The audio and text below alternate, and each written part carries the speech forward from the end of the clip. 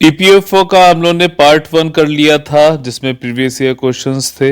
Part 2 में जो है डेफिनेशन देख ली थी, इंडस्ट्रियल रिलेशन से रिलेटेड कई सारे ऑर्थर्स ने क्या क्या डेफिनेशन दी है, वो ध्यान रखिएगा कि किस ऑर्थर ने क्या कुछ डिफरेंट बोला हुआ है। ठीक है, क्योंकि यूपीएससी का ईपीएफओ का जो एग्जामिनेशन है उसमें पिछली बार ऐसे पूछे गए हैं फैक्ट्स टाइप के क्वेश्चन आप लोग कर लोगे बशर्ते आप लोगों ने पढ़ा हो, उसे देखा हो, और उसके लिए बहुत स्पेसिफिक जो है मटेरियल बनाना पड़ा है। इस मटेरियल को बिल्कुल आप लोग को जो है घोट के पी जाना पड़ेगा, तो अच्छे से आप लोग का जो है, आप लोग मैं बता रहा हूँ 120 क्वेश्चन में आप लोग कम से कम 110 के ऊपर क्वेश्चन करके आओगे पक्का। ठीक, तो आज हम लोग पार्ट 3 देखेंगे जिसमें कि स्कोप क्या है इंडस्ट्रियलाइजेशन का और जो है इसके ऑब्जेक्टिव्स क्या हैं, साथ ही साथ जो भी ऑर्थर्स और जो है जिन्होंने कुछ इसमें बताया है उनके बारे में भी जानेंगे। चलिए स्टार्ट कर लेते हैं।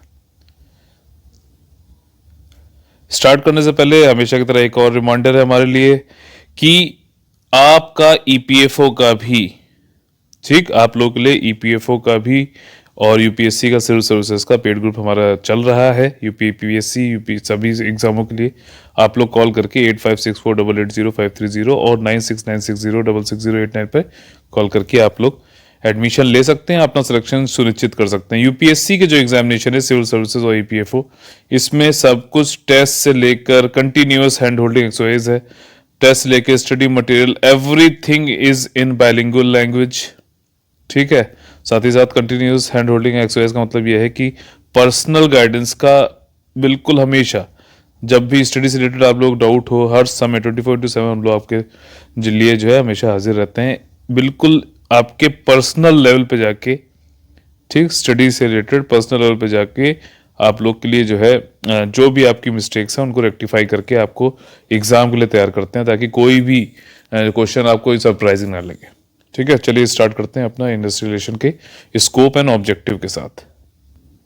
देखिए बेसिक चीजें जो ये थ्योरी चल रही है, थ्योरी में आप एक चीज समझ लेना कि बिल्कुल वही सब चीजें हैं। जैसे स्कोप की बात कर रहे हैं तो कितना मतलब कहाँ तक इसका विस्तार है इंडस्ट्रियल रिलेशन का, तो ये बहुत सारी चीजों में है, बहुत जगहों पर है। एम्प्लॉय और जो यानी कि कर्मचारी और एम्प्लॉयर यानी नियोक्ता, इन दोनों के बीच में उसमें गवर्नमेंट का क्या इंटरफेरेंस है, उन सबका मतलब बहुत जगह सोसाइटी का क्या इंटरफेरेंस है, इकोनॉमी किस तरीके की है, पॉलिटिकल नेचर क्या है, ये सबका जो है स्कोप, इंडस्ट्रियल कैसी वो चल रही हैं। ठीक है, तो इन सबका जो है स्कोप इंडस्ट्रियलाइजेशन का इन सबको कवर कर लेता है, तो काफ़ी व्यापक लेवल पे काफ़ी जगह पे इसका स्कोप है। और मेन चीज़ वही है, मैं बस यहाँ पे आपको एक मूल यहाँ पे बात बता दे रहा हूँ, बेसिक, फिर हम लोग फैक्ट्स यहाँ पे पढ़ते चलेंगे। बेसिक क्या है कि आपका इंडस्ट्रियलाइजेशन में यही है कि एम्प्लॉयर और वर्कर के बीच में हार्मोनी से रिलेशनशिप होना चाहिए, दोनों लोगों का भला होना चाहिए, भले इनके कैसे भी एटीट्यूड या फिर अप्रोच हो, और बाकी जो है इससे प्रोडक्टिविटी भी बढ़े, इंडस्ट्री जो है ओवरऑल भी बढ़े और इकोनॉमी भी बढ़े। मेन काम यही है। और इन सबके बीच में, रिलेशनशिप के बीच में कोई भी डिस्प्यूट हो रहा है, कोई भी इनएफिशिएंसी हो रही है, उनको सबको भी हमें हटाते चलना है, और इसके लिए कहाँ तक इसकी पहुंच होनी चाहिए वो इसमें बताई जाएगी। तो जो मोटा मोटी बात है ये, अब हम लोग इसको जरा वर्डों में थ्योरी में समझ लेते हैं एग्जाम्पल के साथ में, ताकि बोरिंग एकदम ना लगे। ठीक है, देखिए औद्योगिक संबंध कर्मचारी और नियोक्ता के बीच दैनिक कार्य से संबंध रखते हैं, मतलब डे टू डे वर्क से करते हैं, इसीलिए एक continuous hand holding, continuous relationship की इसमें दरकार है। ये नहीं है कि आपका जो है 1-2 महीने किया उसके बाद हर समय 24/7 इसमें जो है आपका कंटिन्यूअस होनी चाहिए। अब स्कोप क्या है, इसमें क्या क्या इंक्लूड होता है कि रिलेशनशिप अमंग एम्प्लॉइज, ठीक, दो एम्प्लॉय के बीच में, between employ and their superior managers, जो वर्कर है कर्मचारी और उसके जो सुपीरियर है या फिर मैनेजर्स हैं, ठीक है ना, उनके बीच में।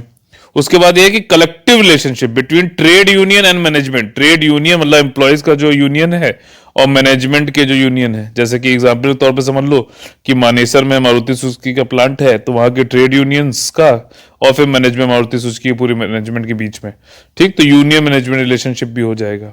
तो यहाँ पे क्या क्या इंक्लूडेड है ये बता रहा है, इंडिविजुअल लेवल पे भी हो गया और याद हो कलेक्टिव भी वाला भी आ गया।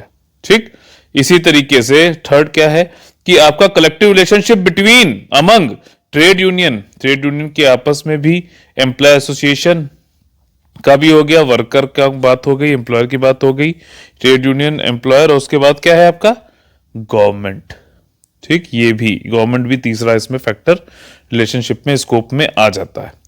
ठीक, अब यहां पे ये चीज जो है ना, ये ध्यान रखिएगा, स्कॉट क्लॉदियर और स्पीगल ने क्या रिमार्क किया है कि industrial relation has to attain the maximum individual development, एक व्यक्तिगत लेवल पे जो है मैक्सिमम डेवलपमेंट होना चाहिए, और साथ ही साथ डिजायरेबल वर्किंग रिलेशनशिप होना चाहिए मैनेजमेंट एम्प्लॉय के बीच में। वही सारी बातें हैं। ये मैं इसलिए पढ़ के बता रहा हूं कि ये सेंटेंस पूरे वो देगा और पूछेगा बताओ किसने ये बताया है या किसने दिया है, या फिर ये पूछेगा बताओ कि कोई स्टेटमेंट देके कि बताइए किस ऑर्थर ने बोला। इसलिए इसको पढ़ के बता रहा हूं कि रिमार्क्ड, फिर से इसको साफ कर लेते हैं। देखिए, remark the industrialization has to attain the maximum individual development, desirable working relationship between management and employees. ठीक, एक कार्यकारी वो होना चाहिए, रिलेशनशिप होनी चाहिए।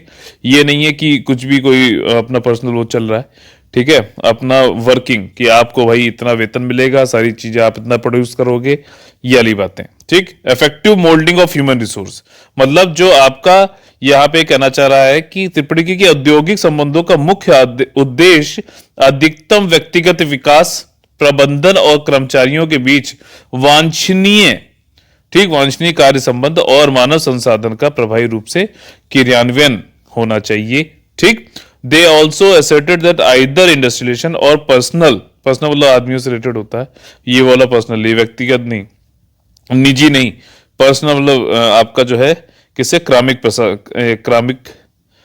है, कार्मिक से है आपका। ठीक, is primarily concern with all function relating man effectively to his environment. ठीक, मैन है यहां पे बात हो रही है, तो आपका ये एम्प्लॉयर भी हो सकता है, वर्कर भी हो सकता है, और उसका एनवायरमेंट क्या है, इंडस्ट्री। ठीक, तो इसकी पूरा एडमिनिस्ट्रेशन उन सबकी यहां बात कर रहा है कि चाहे इंडस्ट्रियल रिलेशन हो या फिर पर्सनल में, ये किससे रिलेटेड है, जो भी मैन है उसका एनवायरमेंट, मैन यानी एम्प्लॉयर, वर्कर, और आपका एनवायरमेंट क्या है, इंडस्ट्री, इन सबसे रिलेटेड है। ये स्कॉट क्लॉदियर स्पीगल ने ये चीज बोली है। ठीक है, तो इसकी तरह इसी बात पे ये कहना चाह रहा है कि स्कोप क्या इंडस्ट्रियलाइजेशन का बहुत वाइड है, और it includes the establishment and maintenance of good personal relation, मतलब वही कार्मिक वाले, in the industry, ensuring man power development, जो लोग काम कर रहे हैं उनका डेवलपमेंट होना चाहिए। ठीक, एस्टेब्लिश करे closer contact between the person connected with the industry and that between the management and the worker, creating a sense of belonging. ऐसा लगना चाहिए कि भाई इंडस्ट्री में आप काम करो तो ये नहीं आपको लगे कि यार अपना बस काम करो चलो चलते बने, आपको लगना चाहिए कि ये अपना ही काम है। ठीक है ना, जैसे आप कोई भी काम करो आपको लगे कि अरे ये तो सरकार के लिए काम, हम तो नौकर हैं यहाँ पे, खाली अपना काम करो, जितनी सैलरी मिल रही काम करो फिर पढ़ो आगे। ऐसे नहीं, आपके दिमाग में होना चाहिए नहीं यार हम इसके लिए काम कर रहे हैं, हमारी कंपनी अगर नहीं अच्छी चलेगी तो ये मतलब ठीक नहीं है, हमें उसको ऐसे समझना चाहिए कि बस ये हमारा अपना काम है। ठीक है, तो ये बोल रहा है कि सेंस ऑफ बिलोंगिंगनेस होना चाहिए, अपनेपन की भावना पैदा करना और एक दूसरे के प्रति आपसी स्नेह, सम्मान और जिम्मेदारी पैदा करना, उत्पादन को प्रोत्साहित करने के साथ साथ औद्योगिक और आर्थिक विकास, एक अच्छा औद्योगिक वातावरण और शांति स्थापित करना, और अंततः सामाजिक कल्याण को बढ़ाना, वही सब सारी बातें हैं। घूम फिर के बस ये है हारमोनियस वाली बात, हारमोनियस रिलेशनशिप करना, उसके लिए हर चीज का ध्यान रखना है, सारे फैक्टर्स का ध्यान रखना है, और मतलब कुछ छोड़ना नहीं है, उसके बाद ये चीज पानी है। ठीक, ताकि ये अच्छे इंडस्ट्रियल रिलेशन बने, और इसकी जो है ना सिर्फ वर्कर की, एम्प्लॉयर की, बल्कि पूरी इंडस्ट्री की, और साथ ही साथ जो है पूरे समाज की, पूरी इकोनॉमी की सब बढ़िया हो। ठीक है, तो वही सारी चीजें हैं। अब हम लोग यहाँ पे स्कोप के आगे अब हम लोग पढ़ेंगे कि इसके उद्देश्य क्या है, 4 उद्देश्य कौन कौन से हैं। Two fold objective of good industrial relations are to preserve industrial peace, ठीक, औद्योगिक शांति को संरक्षित करना और औद्योगिक सहयोग को सुरक्षित करना, ये 2 मेन उद्देश्य हैं। शांति बनाए रखो, जैसे कि अभी आप लोग देख रहे होंगे भारत बंद की बात हो रही है। ठीक, किसान आंदोलन चल रहा, भारत बंद की बात हो रही है, उस मुद्दे पर नहीं जाएंगे। ठीक है, बाकी स्ट्राइक हो रही है अभी टोयोटा का, मैंने आप लोग को बताया था कर्नाटका में टोयोटा जो कार मेकिंग कंपनी है वहां पे स्ट्राइक हो रही थी। ठीक, स्ट्राइक कौन लगाता है? एम्प्लॉयज। लॉकआउट कौन निकालता है? एम्प्लॉयर, नियोक्ता। ठीक है, लॉकआउट की बात हो रही। ठीक है, तो इंडस्ट्रियल पीस होना चाहिए, सिक्योर इंडस्ट्रियल कोऑपरेशन होना चाहिए, सहयोग होना चाहिए। If we have to establish, अगर हमें करना है पीस को, तो वर्कर को हमें अच्छा वेजेस देना होगा, अच्छी कंडीशन देनी पड़ेगी। रीजनेबल वर्किंग आवर्स होने चाहिए, ये नहीं 24 घंटे में आप 18 20 घंटे काम करा रहे हैं। हॉलीडे और मिनिमम एमिनिटीज भी देनी पड़ेंगी। छुट्टियां और जीवन की न्यूनतम सुविधाएं सुनिश्चित करना बहुत ही ज्यादा आवश्यक है। आप कोई भी काम छोटा बड़ा नहीं होता। लेबर होने का मतलब ये थोड़ा ना है कि वो एक कमोडिटी है, आगे इसको बताऊंगा मैं आपको। उसका काम, जैसे आपको बताऊं, जर्मनी में एग्जाम्पल का समझते हैं, थोड़ा इंटरेस्टिंग बनाते हैं। जर्मनी में कोई कारपेंटर है, उसकी भी उतनी ही इज्जत है अगर कोई सर्विस कोई सॉफ्टवेयर इंजीनियर है। क्या हिंदुस्तान में एक चीज है? आप खुद ये बताइए, आप खुद सोचिए और बताइए कि कोई सॉफ्टवेयर इंजीनियर है तो वो लगता है कि अरे बड़ा अच्छा कंप्यूटर के सामने बैठ के, हिंदुस्तानी सोच के बैठ के काम जो कर रहा है वो सबसे बड़ा काम है। ठीक है ना? हिंदुस्तान में एक बड़ी अच्छी, मैं हिंदुस्तान का वो नहीं हूं, मैं बस एक कंस्ट्रक्टिव क्रिटिसिज्म वाली बात है। क्रिटिकल एनालिसिस ये है कि हिंदुस्तान में वर्क को बोझ समझते हैं, लेकिन वर्क इज वर्शिप हमारे ही ग्रंथों में लिखा हुआ है। वर्क इज वर्शिप वाली भावना अगर आ जाए, ठीक, और अभी सब लोग अपनी ड्यूटी करने लग जाएं, तो कोई भी अपने अधिकार के लिए उसको मांगने की जरूरत नहीं पड़ेगी। उसके जो भी राइट्स हैं उसको खुद मिलने लगेंगे। सब लोग अपनी ड्यूटी नहीं करते हैं, इसलिए किसी के अधिकार पूरे नहीं होते हैं। ठीक, ये बात आप जरूर याद रखना।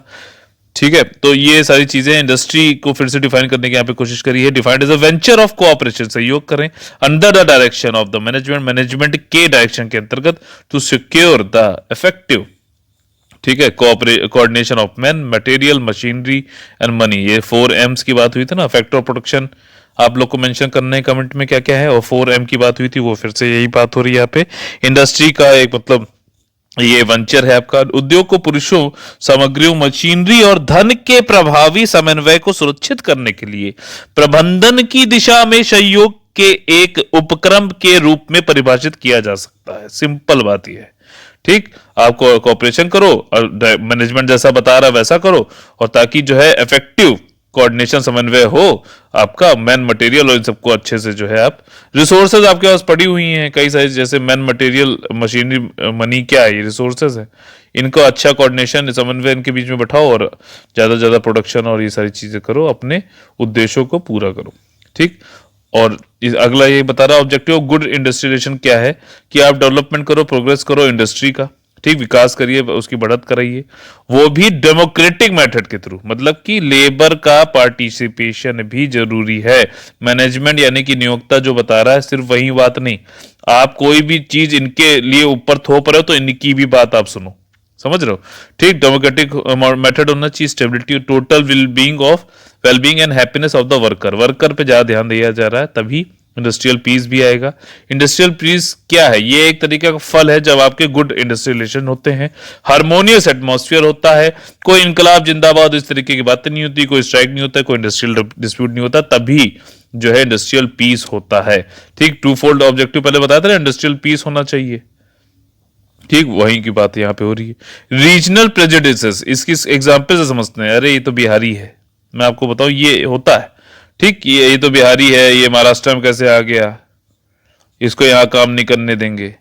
ठीक है ना, ये मतलब ये है यूपी वाला है, ये यहां पे आके हमारी इसने नौकरी छीन ली। अरे तुम भी करो भाई, तुम्हें कोई मना कर रहा है क्या? तुम करना ही चाहते हो और हमें करने नहीं दोगे अब। ठीक, प्रोविंशियलिज्म वही है महाराष्ट्र, अब हम पंजाब के हैं, इस तरीके की। ठीक, और फिर क्लैनिज्म जो वाली बात है, प्रांतीयता और संकीर्णता, मतलब नैरो सोच होने वाली बात है। और have no place where good industrial relation play, जहां गुड इंडस्ट्रियल रिलेशन आप करना चाहते हो वहां पे ये सब चीजों को हटाना ही आपके लिए सबसे अच्छा है। ठीक, प्राइमरी ऑब्जेक्टिव क्या है इंडस्ट्रियल रिलेशन का? कि वही good and healthy relationship two partners के बीच में, मैनेजमेंट और लेबर के बीच में। आप सुनिए, all other objective revolve around it.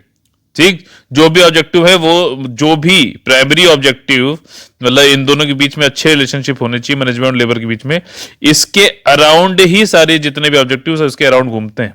ठीक, ये प्राइमरी ऑब्जेक्टिव है।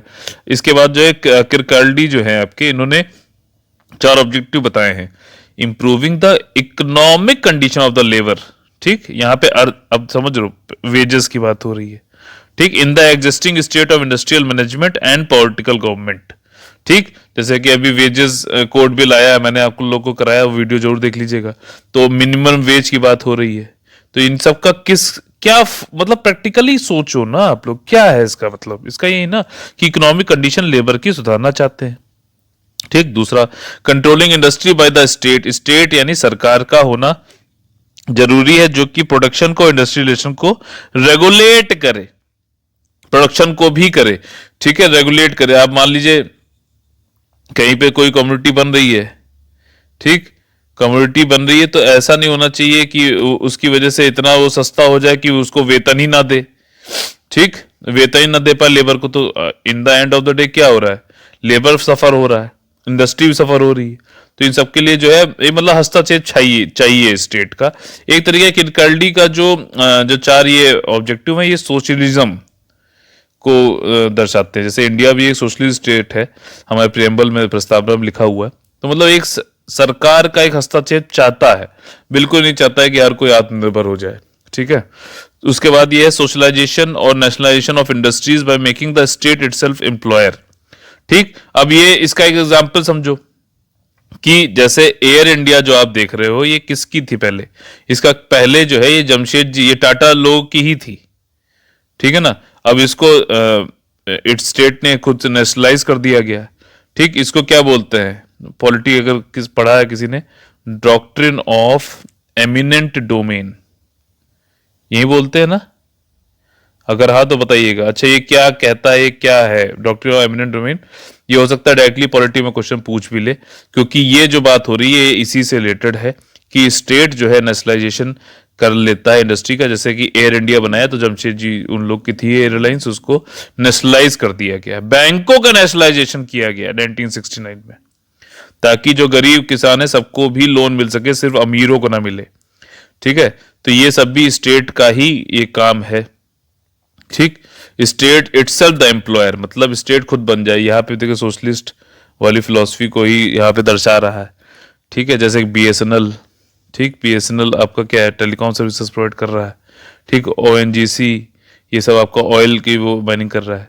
इसके बाद जो है wasting the proprietorship of the industry in the worker, मतलब आपको श्रमिकों को की उद्योगों में के स्वामित्व में भागीदारी।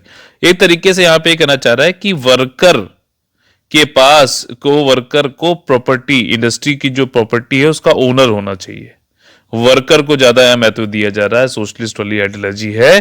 ठीक, यहाँ पे थोड़ा सा वर्कर, प्रो लेबर या फिर प्रो वर्कर की बात करता है कौन? क्रिकल्डी। अगर वहां पूछ ले तो क्रिकल्डी का करिएगा। ही स्टेटेड, मतलब क्रिकल्डी की the state of industrialization in the country is intimately connected with the form of its political government. वही बात है ना, पॉलिटिकल गवर्नमेंट क्या है? अगर कम्युनिस्ट होगा तो अलग होगा, कैपिटलिस्ट होगा तो अलग होगा। मैंने पहले बताया, फिर से बता रहा हूं।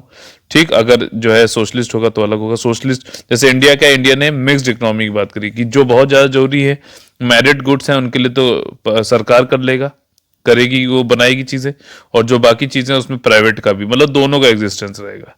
कम्युनिस्ट में क्या है? बिल्कुल सिर्फ सरकार, वहीं सब कुछ, मोड ऑफ प्रोडक्शन सब कुछ उसी के पास। कैपिटलिस्ट क्या है कि पूरा प्राइवेट, सरकार का कोई जो रोल नहीं। डिमांड एंड सप्लाई पे काम चलेगा। लेसेज फेरे की बात होती है। ठीक, लेसेज फेरे की बात होती है, एडम स्मिथ ने दिया था। इकोनॉमी भी जो लोग कहते रहते हैं कि नहीं सर सौ में आती, वो उसके भी कॉन्सेप्ट यहां बताते आ रहा हूं। ठीक, लेसेज फेयर ने किया, बताया था कि आपका जो है एक इनविजिबल हैंड, ये इस बार के बजट में भी ये बात कही गई थी। इनविजिबल हैंड होता है जो सबकी मदद कर देता है अगर डिमांड एंड सप्लाई पे काम करो तो। ठीक, और उसके बाद इन्होंने कहा the objective of the industrial organisation में change from economic to political ends, मतलब वही है कि वो कहना है कि अर्थव्यवस्था से ज्यादा, इकोनॉमी अर्थशास्त्र से ज्यादा जो है पॉलिटिकल एंड्स को पूरा करने के लिए भी होना चाहिए। इंडस्ट्री का मतलब सिर्फ ये नहीं होना चाहिए कि लोगों को वेजेस दे दो और जो एम्प्लॉयर है, नियोक्ता है, उसको जो है प्रॉफिट दे दो, बात खत्म हो गई। नहीं, हमें एक पॉलिटिकल, राजनीतिक उद्देश्य भी पूरा करना चाहिए। ठीक है, तो इसी पे देखिए labour management committee of the Asian regional conference किसकी?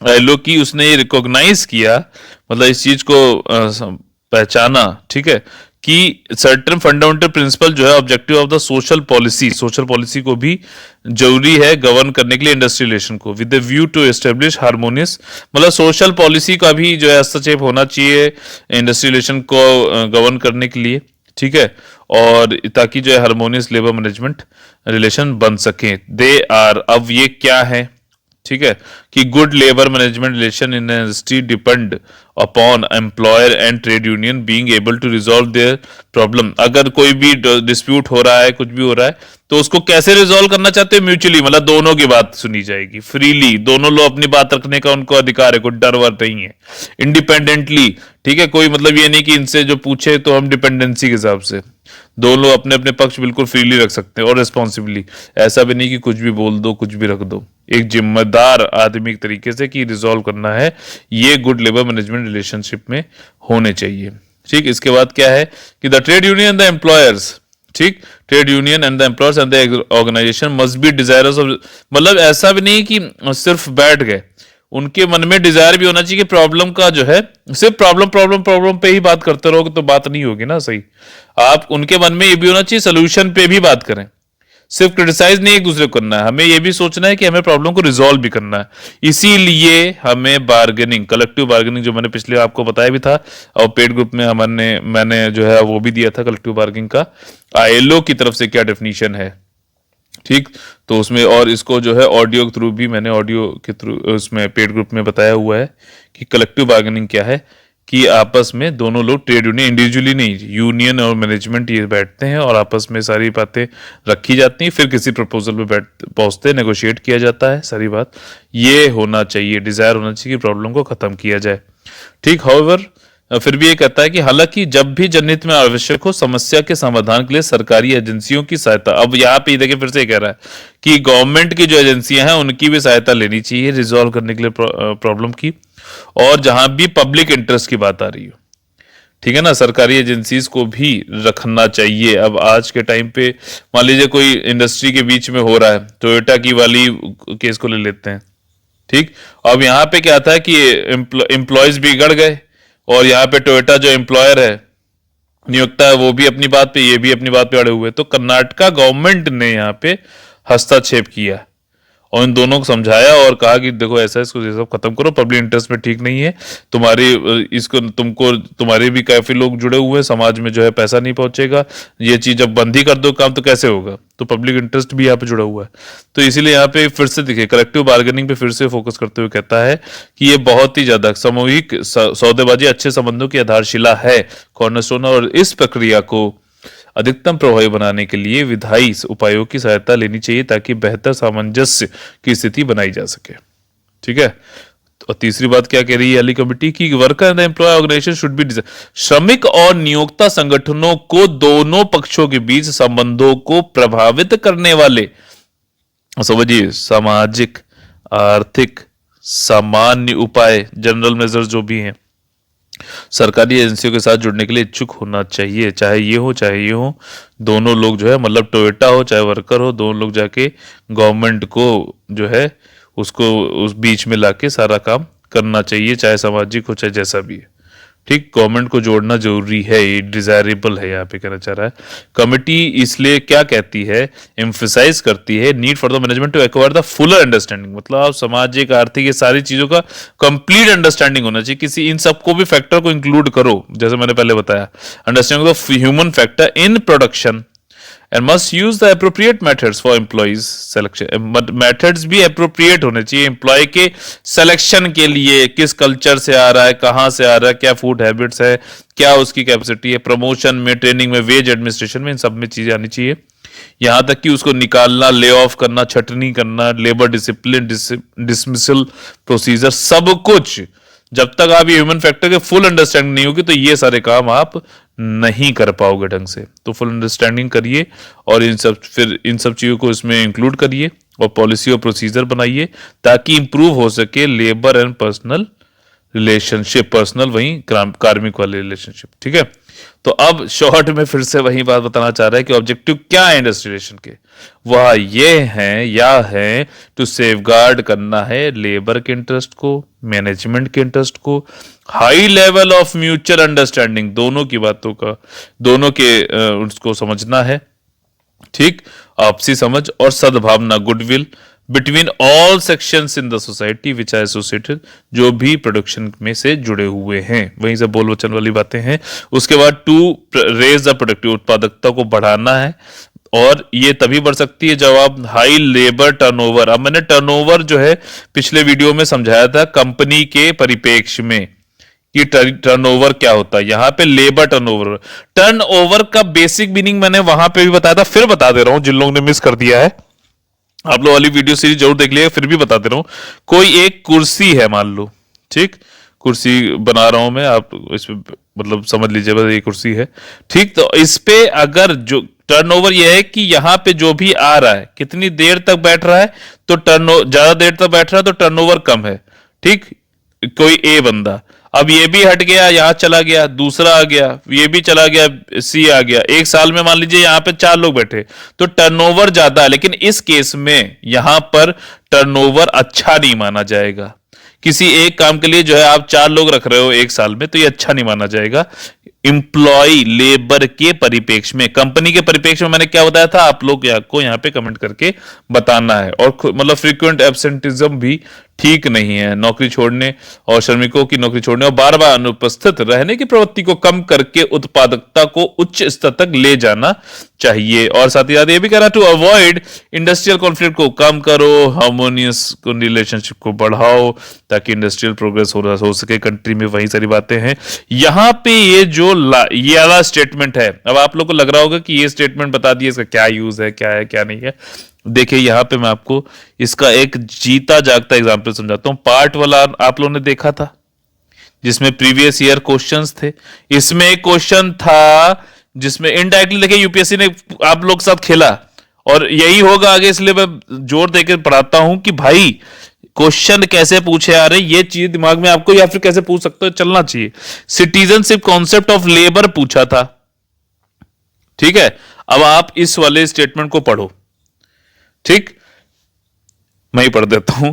To establish the maintain industrial democracy based on labour partnership, labour की अगर इंडस्ट्रियल डेमोक्रेसी को बनाए रखना है, स्टेब्लिश करना और मेंटेन भी करना है डेमोक्रेसी को, ठीक, औद्योगिक लोकतंत्र को, तो आपको लेबर का पार्टिसिपेशन होना चाहिए, ना सिर्फ इसके लिए कि उसको क्या गेन्स मिलने ऑर्गेनाइजेशन से, बल्कि इसलिए भी कि उसको हर जगह डिसीजन मेकिंग में रखना चाहिए। कुछ भी पॉलिसी बना रहे हो, कुछ भी है, कुछ भी आप प्रोडक्शन बढ़ाना चाहते हो, कम करना चाहते हो, किसी दूसरी कंपनी के साथ में मर्जर एक्विजिशन हो रहे हो, सब में जोड़ो किसको, लेबर को, ठीक है, वर्कर को, एम्प्लॉयज को, ठीक है, कार्मिकों को जोड़ो, ठीक, डिसीजन मेकिंग में, so that the individual personality is fully recognise, उसकी भी पर्सनालिटी रिकॉग्नाइज भी हो सके, और साथ ही साथ developed into a civilised citizen of the country, labour बन सके। अब यहां पे देखो डिसीजन मेकिंग, डेमोक्रेसी सब हो रहा है।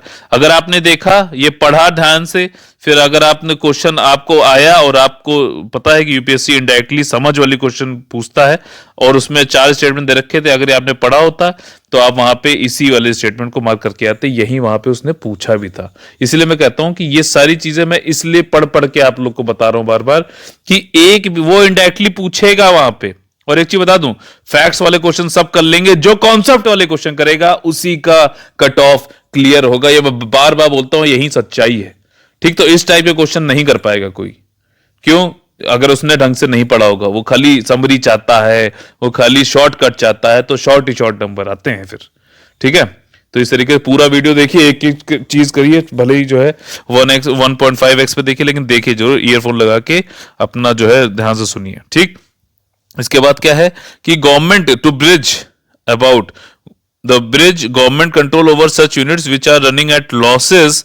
और अब यही देखिए, गवर्नमेंट कंट्रोल कह रहा है कि होना चाहिए जहां पे कोई कंट्री कोई इंडस्ट्री जो है वो लॉस हो गया उसे, या फिर उसको रेगुलेट करे पब्लिक इंटरेस्ट के लिए। अब ऐसे देखिए एग्जाम्पल से समझते हैं हमेशा, जैसे मैं आपसे कहता हूं, ताकि एकदम दिमाग में बैठ जाए चीज।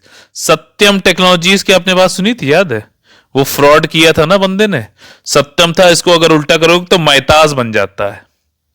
ठीक, वो राजू क्या नाम था उसका, ठीक, उसने फ्रॉड किया था। तो क्या हुआ, जब उसने फ्रॉड दिखा दिया, अब इसमें बहुत इंप्लॉइज थे, बहुत सारे लोग थे, तो गवर्नमेंट ने उसको टेक ओवर किया फिर, ताकि पब्लिक इंटरेस्ट में उसको फिर प्रोडक्शन को फिर बढ़ाया। अभी रिसेंटली देखो यस बैंक को किया ना, यस बैंक को भी तो क्या किया, एसबीआई के उसमें कर दिया ना, कि एलआईसी में किया, काउंट करके बताना भूल रहा हूं। तो उसको मतलब इसीलिए किया ना कि इंप्लॉइज सफर ना हो।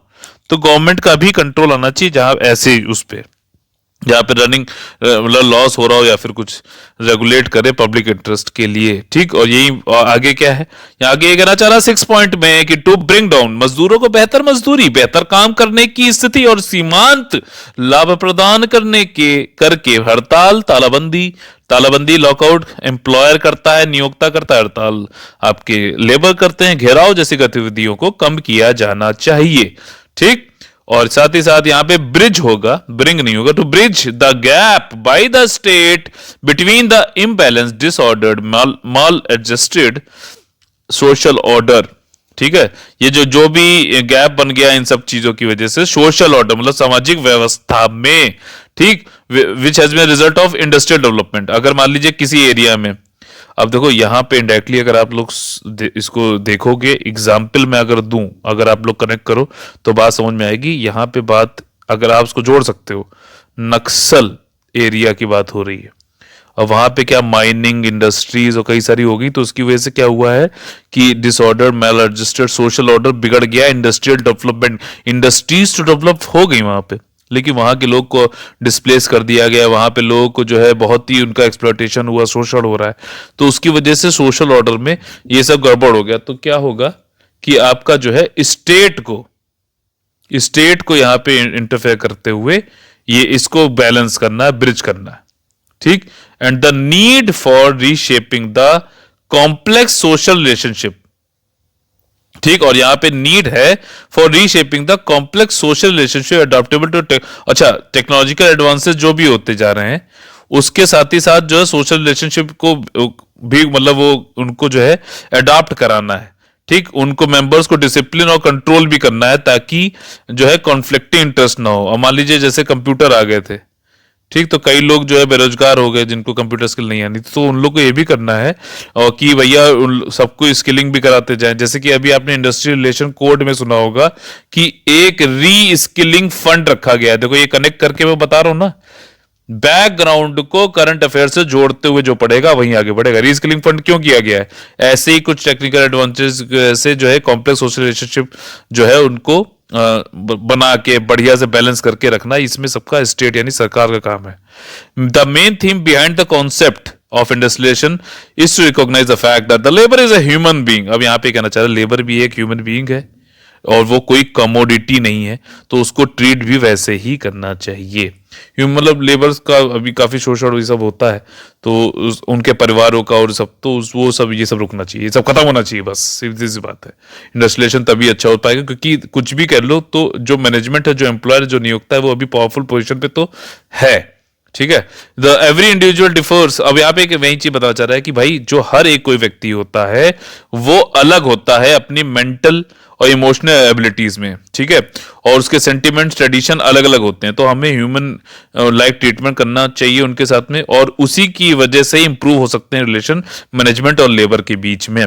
अगर ये नहीं होगा तो जो ढांचा है, जो बिल्डिंग है, वैसे बिल्डिंग है, वो आपकी गिर जाएगी। यहीं पे यहां पे कह रहा संगठनात्मक संरचना का पूरा ढांचा गिर सकता है। 10 अब इससे हमें क्या ये कंक्लूजन हम कर रहे हैं कि the employees constitute the most valuable asset of an organization. Employee सबसे महत्वपूर्ण, इस प्रकार कर्मचारी किसी भी संगठन की सबसे मूल्यवान संपत्ति का गठन करते हैं। इस महत्वपूर्ण स्रोत की उपेक्षा करने से उपेक्षा मतलब कि निगेटिव सेंस होता है, अपेक्षा मतलब पॉजिटिव होता है। ठीक, उपेक्षा करने से मजदूरी और वेतन लाभ और सेवाओं काम करने की स्थिति, श्रम में वृद्धि और अनुपस्थिति बढ़ती, अनुशासनहीनता, हड़ताल, तालाबंदी, सामानों की गुणवत्ता में गिरावट और तनावपूर्ण श्रम के अलावा उत्पादन की उच्च लागत हो सकती है।